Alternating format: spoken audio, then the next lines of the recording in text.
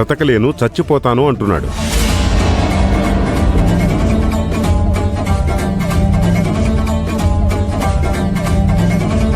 విష్ణు తన ప్రేమ కోసం అంత తపన పడుతుంటే నా ప్రాణం ఉసూరుమంది.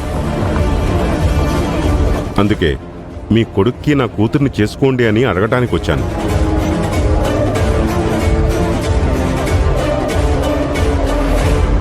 నువ్వు ఆ బాపినీడి కూతుర్ని ప్రేమిస్తున్నావా అని మీ అమ్మ అన్నిసార్లు అడిగింది కదా విష్ణు. అప్పుడేమో మా ఇద్దరి మధ్య ఏమీ లేదని, మా ఇద్దరి మధ్య స్నేహం మాత్రమే ఉందని ఎందుకు మాట దాటేశావు? మీ అమ్మ అడిగినప్పుడు చెప్పకుండా ఇప్పుడు వాళ్ళింటికొచ్చేలా చేయడం ఏంట్రా? ఇదేం పద్ధతి? పెద్దవాళ్ల మధ్య సమస్యలున్నాయి కాబట్టి తన ప్రేమ గురించి చెప్పడానికి కొంచెం భయపడుంటాడు. అవును నాన్న, అమ్మ అడిగినప్పుడు మా ప్రేమ గురించి చెప్పడానికి నేను కొంచెం భయపడ్డాను. కానీ కీర్తి అంటే నాకు చాలా ఇష్టం.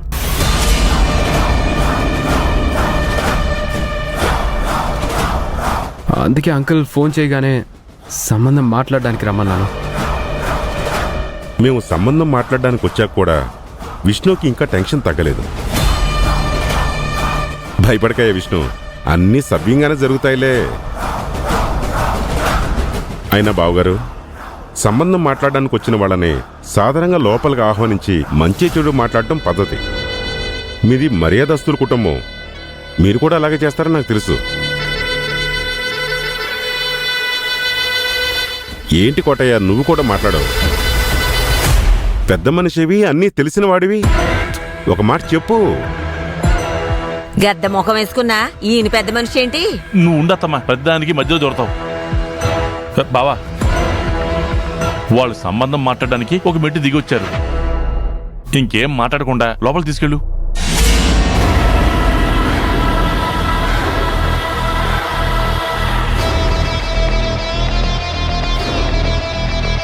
మీరు రండి బాబుని గారు, రండి రండి రండి రండి రండి, మీరు రండి, అందరు రండి.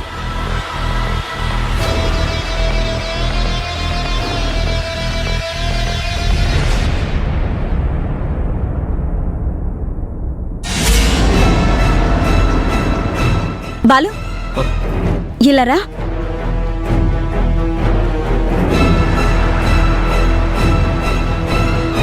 బాపినీడి వాళ్ళంటి ప్లేట్లు పట్టుకొచ్చారు. ఏదో మాట్లాడుకుని హడావిడి చేసి లోపలికి వెళ్లారు. ఏం జరుగుతుంది? విష్ణుగాడు బాపినీడి కూతుర్ని ప్రేమించాడంట అత్తయ్య. పెళ్లి సంబంధం మాట్లాడడానికి వచ్చారు. మొన్నటిదాకా అన్నపూర్ణ నా కొడుకు ఇంటి గౌరవం నిలబెడతాడు అని నా కూతుర్ని ఇష్టం వచ్చినట్టు మాట్లాడింది కదా.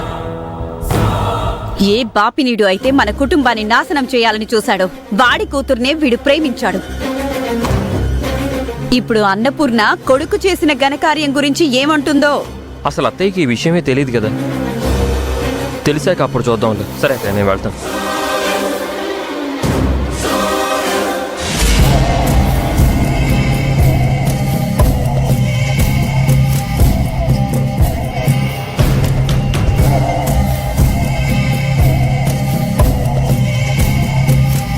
ఏంట్రా ఇలా చేశాడు?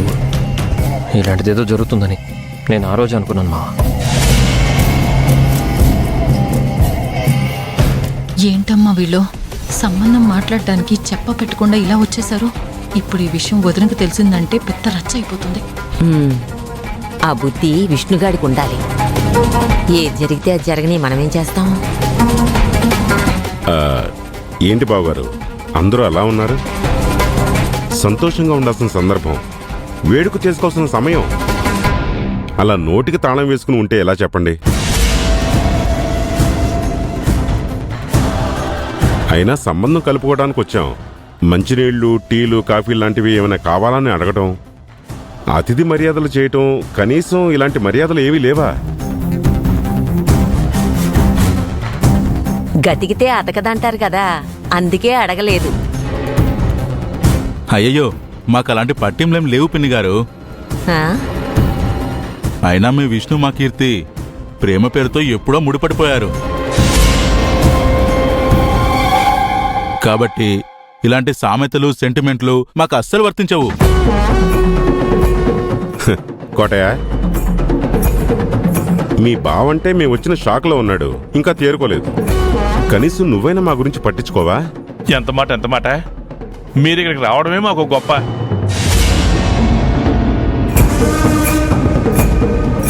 పట్టించుకోకుండా ఎలా ఉంటాను? తగిన మర్యాదలు చేయకుండా ఎలా ఉంటాం? నిర్మలా, వెళ్ళి కాఫీ పట్టరా.